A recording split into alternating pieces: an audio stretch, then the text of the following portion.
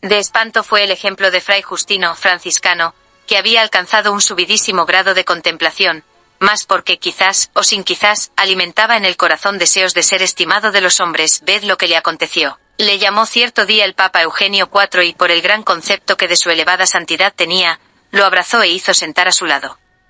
Fray Justino se envaneció por tal favor, por lo que San Juan Capistrano le dijo: «Ah, Fray Justino, al partir eras un ángel y ahora vuelves hecho un demonio».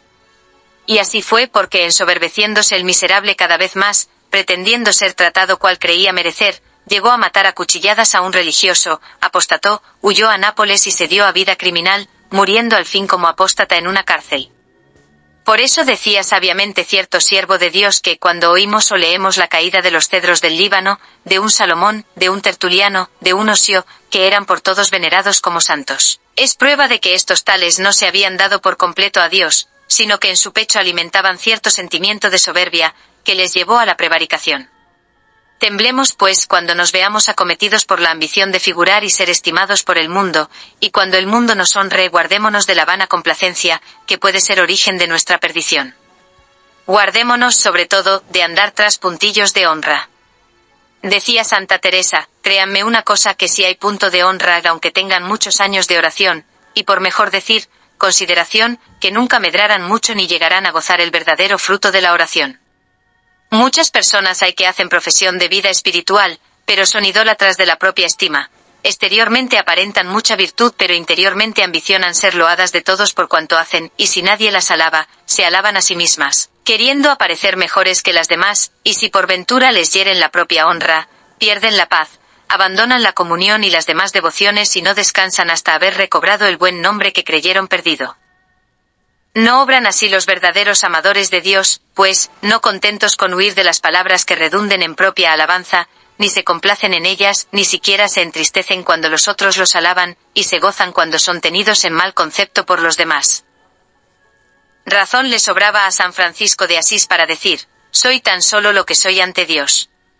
¿Qué importa ser tenido en mucha estima por los grandes del mundo, si ante Dios somos viles y despreciables? Y por el contrario, ¿qué importa que el mundo nos desprecie, si somos queridos y gratos a los ojos de Dios?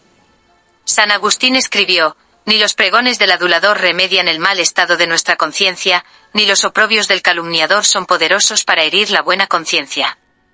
Así como el que nos alaba no nos libra del castigo que nuestros pecados merecen, de la misma manera, el que nos vitupera no nos quita el mérito de nuestras buenas obras. Mira que se os dará, estando en los brazos de Dios, que os culpe todo el mundo. Los santos únicamente anhelaban vivir desconocidos y menospreciados de todos.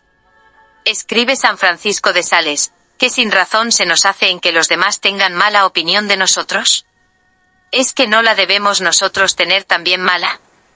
¿Y es que, teniéndonos nosotros por malos, pretenderemos que los demás nos tengan por buenos? Cuánta seguridad encuentran en la vida obscura y retirada los que de corazón quieren amar a Jesucristo. El mismo Jesús nos dio ejemplo de ello, viviendo oculto y despreciado durante 30 años en un taller.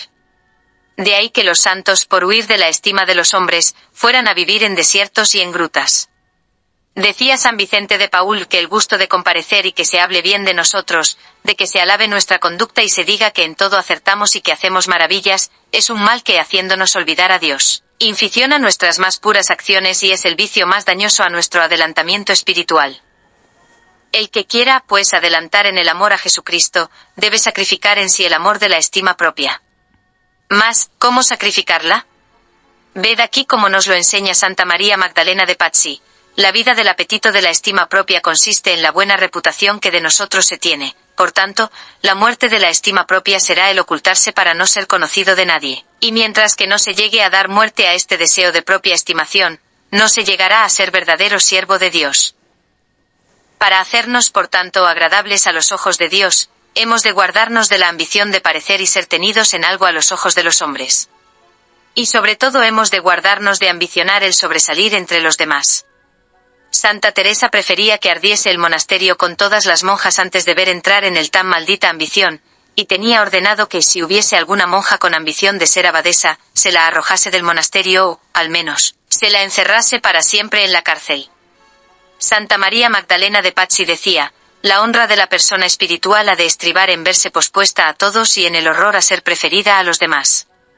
El verdadero amante de Dios ha de ambicionar, por tanto, amar a Dios y aventajar a todos en humildad.